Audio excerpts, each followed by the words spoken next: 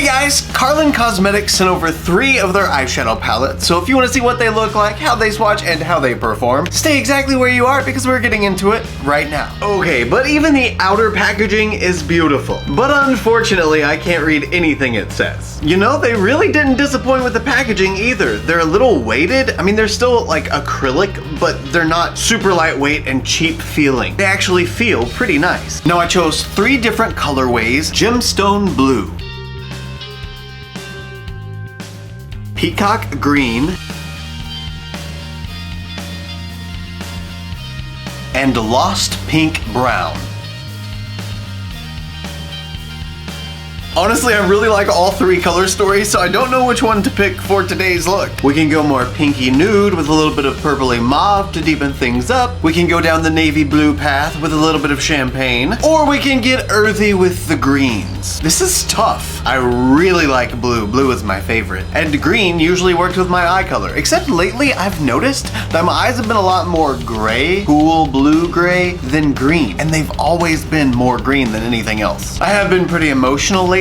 Maybe that's why they're changing with my emotions. These shadows are so creamy. Like they're super, super buttery. Honestly, for $9.99, I was expecting that. I needed that to happen at $9.99. It's not like that's crazy expensive, but this is a quad. That's $2.50 a shade. It's not the most affordable eyeshadow, but then again, it's not the most expensive eyeshadow either. All right, now we're ready for some eyeshadow. Today I did things a little bit differently and used the Thrive Cosmetics Eye Lift Waterproof 360 Eye Primer. I hadn't used it in a while and I figured I'd give it a shot. Probably not the best idea to do it when I'm working with a new eyeshadow formula, but YOLO. So with this palette, the layout is satin, super, super glittery, matte, and then a matte with somewhat of some sparkles in it, but it looks like it was maybe only on the top layer. It doesn't actually go further than that. So I'm pretty sure it's just a solid matte. Either way, I'm gonna begin by taking the shade C, is what it's named on the back, and just putting that all over the crease. I'm essentially just gonna set the eyeshadow base with that shade. Wow, that is actually a lot more pigmented than I thought it was gonna be. I mean, that looks to me like it's gonna be just a slight flesh-toned pink. Wait, did I go into that darker one? No, I didn't. Yeah, I don't know why that looks darker to me than that. Even looking on the monitor, that still looks darker than that. Well, I'm glad because I really didn't think it was gonna show up that well. It is. Okay, you know what? This formula is smooth and buttery, and it's pigmented, and it's applying perfectly, and I'm loving it so far. I just hope the shades work together well. That's gonna be the big deciding factor for me. Now this time I'm not going to do the winged out effect. I was thinking about this the other day and I was looking through all of my looks and I was like, I do that like all the time, pretty much. So today I'm gonna try to keep it more of a soft rounded look and just keep it light and airy, if you will. The key word there though is try. It may not happen. Ooh, okay. This is a little bit too big, but I'm not switching shades. I'm still using the exact same shade I was using. I just need to be able to get a little bit more of a concentrated application and keep it a little more precise because she was getting a little out of hand. Okay, now just gonna fill in the outer V a little bit. Wow, it's been so long since I've done anything that's even slightly rounded that I feel like I'm very out of practice. Well, she's looking cute still, and I'm gonna raise this outer corner just a little bit higher than what the inner corner looks like it's going. That way when I blend it out, I get sort of that effect that blends toward the brow bone and lifts the outer edge instead of just looking flat and round. Okay, she is stamped on and adorable. I really like that shade. You know what? Let's go spotlight. Let's do it. I'm gonna go ahead and pull some of that shade down onto the lid on this side as well. Ooh, and since I finished my face makeup before the eyeshadow look this time, I'm gonna go ahead and pull some of this shadow down onto the lower lash line. Look at me go. Really, the whole point today was I didn't start filming until like 6 p.m. and I never start that late. Usually I at least try to get going by like 3 because it's not unheard of for me to be filming at 1, 2, 3 a.m. finishing up a video. And I don't like that because I'd rather try and sleep somewhat earlier so I can get up early and feel productive, but I never end up getting early anyway. I always end up staying up late anyway and just watching TV or whatever. But long story short, I started really late today. So I was trying to keep the face makeup quick, something that I didn't build on my normal 15 layers. And I was actually quite proud of myself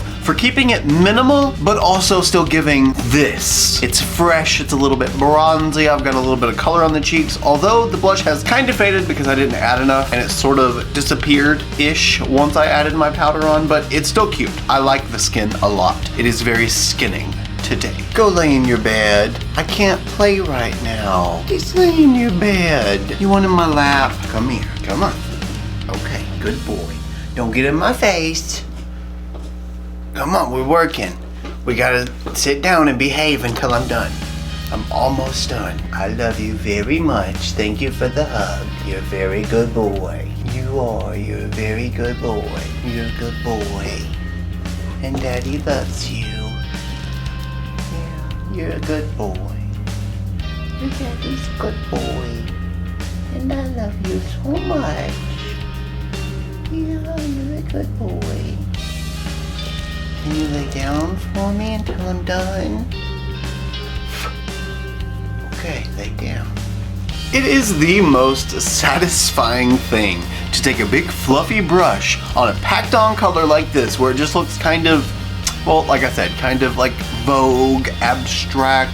There's another word that I'm looking for that I can't think of that's very, very common, and I know it, but I still can't think of it. Anyway, it's really satisfying to see it go from this, where it's just kind of meh, to this, where it's actually blended and smoky and sexy. Just satisfying. I like it. With the shade all completely blown out, we're gonna grab some of the darker shade, shade D, and just start blending that into the crease all the way across from the inner corner to the outer corner. Then I'm gonna pull it down onto the lid on both sides, just like I did the previous shade, so that we can sort of emphasize that spotlight effect. Right now I'm just patting to build. I'm not really doing any blending or swiping motions. Speaking of swiping, I've had zero fallout, which is why I always start with my eyes first, because I'm always so afraid of that. But I've gotten literally nothing under my eyes so far. And that's pretty impressive considering how much of that first eyeshadow I used. Those shades complement each other very well. I like that a lot. So it looks like literally just patting that shade in, blended it with the previous shade, no problem. I haven't even gotten the big fluffy brush and gone back and blended everything together again, and it's still perfect. I'm kind of starting to think for $9.99 this is a steal. I am gonna go ahead and use the pointed brush that I was using with the previous shade and just really slightly go over this edge to see if I can make it a little bit softer. I just want to see how well I can make them blend if I want them to blend more. Wow.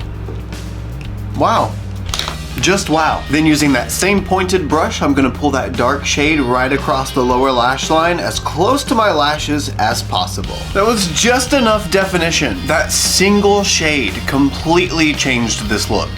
Love it. Now, because these mattes have been absolutely amazing, I know these shimmers are going to be even better. So for the lid, I'm gonna use the super glittery shade. That is the shade B. I keep looking at the back thinking there's gonna be a shade name when I know there's not. I don't know if my lid's gonna need to be tacky or not for this to go on. I really don't think so though, because all of these shades are super, super creamy, and it seems like they have a lot of grip in them themselves. So let's just try without any base. The main thing I'm worried about with this shade is fallout. With it being like a particly, glittery sort of shade, I'm just afraid it's gonna go everywhere, but we're in this far.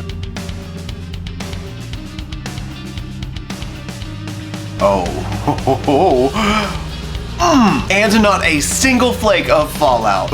Knock on wood. So far, not a single flake of fallout. Now, I'm not gonna take this all the way to the inner corner or the outer corner because I wanna maintain that sort of spotlighty kind of effect, really just like this, how it's going so far. I do wanna take it up just high enough so that you can still see it once I relax my forehead and look forward, and oh, we got there, just like that. And then just build it up a little bit. Okay, so yes, that's perfect, but I've gotta see what it looks like with a little bit of a finger application on top.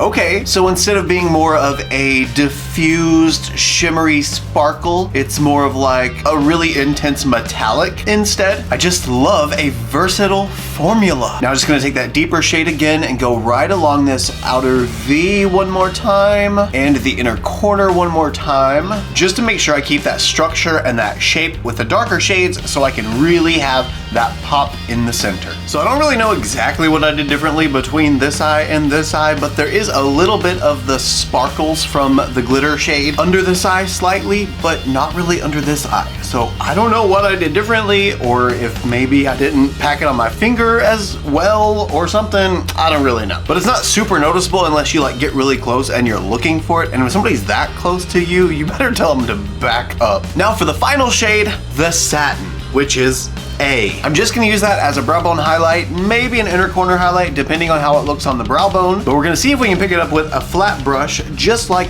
the glitter shade. Oh, it picks up so nicely. All of them are so soft. I'm not used to this kind of formula. All right, moment of truth. What do you look like on the brow bone? Can it get any better for $9.99? Yeah, that's definitely gonna be an inner corner highlight too. I cannot skip out on that one. Okay, maybe I went a little crazy, just a little bit. That's okay though, it's still gorgeous. And that is it for the eyeshadow. Let me pop off camera, finish off the eyes, and I'll come back with the finished look. And we are back with the finished look. What do you guys think?